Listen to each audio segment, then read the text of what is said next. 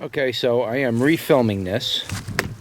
Originally, I had shot this video thinking this was a Tayberry, and I edited the video and did all this stuff with it and got it up, and as I was searching for a thumbnail for the video, I realized something was wrong. And after further research, I now found out that this is not a Tayberry. I'll give you a close-up of the stem. After looking at this and studying it online a little bit, I got ripped off again. This is not a Tayberry. This is a Japanese wineberry.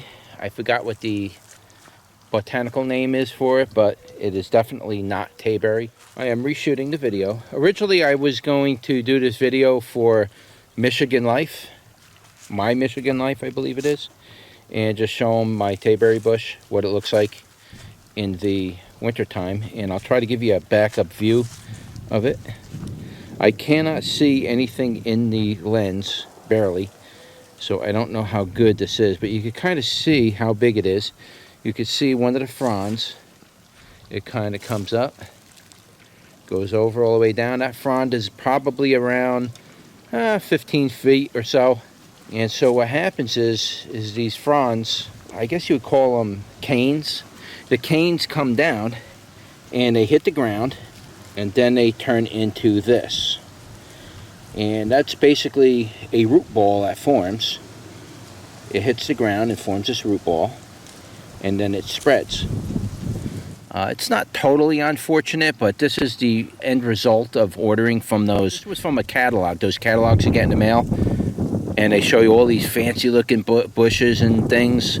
Well, this is one of those catalogs, and it was supposed to be a Tayberry, and instead I received a Japanese wineberry.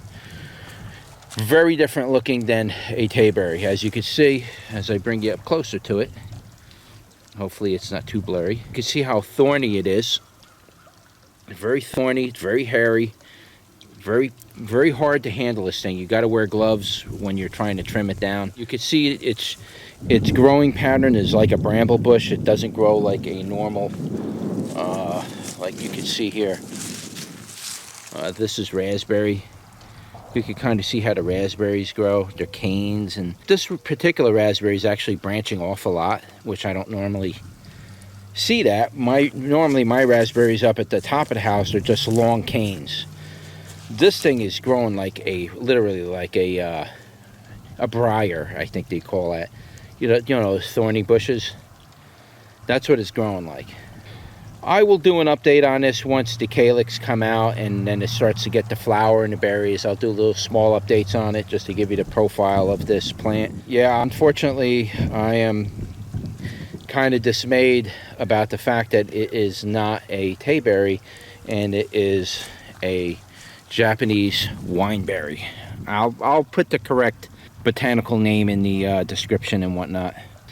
Not much to say about it. The first video I did, I got it in there, I edited it up and got it all cleaned up, and then I uploaded it in 4K and all that stuff, and got it in there, and I gotta pretty much rip it down. Maybe I'll take like some excerpts from it or something and put it in this video or something so you could see what I was talking about and everything. But yeah, this was supposed to be for Michigan Life. I'll leave his name in the description as to his correct channel. But this was supposed to be like a video response to him. I think he actually asked me about the Tayberry. He wanted to know something, or he asked me something about it. I don't remember what. So I figured I would shoot this video of it and just kind of show him, the profile of the plant before it gets leaves. Because once it gets all bushy with leaves, you can't really see what I'm showing you now. So I kind of wanted to show him this, but unfortunately this is not the Tayberry, it's the wineberry. It actually goes under a few different names. Some places even call it a dewberry. This is not a dewberry. It's very distinctively different. This plant is also not native to the United States. This is from Japan. It's not a native plant. I mean, it grows here and everything, it's just not native here. And it's very invasive. You can see the way it fronds out and just hits the ground with these fronds, and it just starts rooting all over the place. I mean, I gotta dig a lot of this up They're all over the place. So this is the kind of plant you would probably want to grow against maybe something like this and tie it to it so it doesn't reach the ground and start spreading, because if you don't do that, it's going to spread. All right, so anyway, that was a quick update on the Japanese wineberry. I'll see you guys in the next one.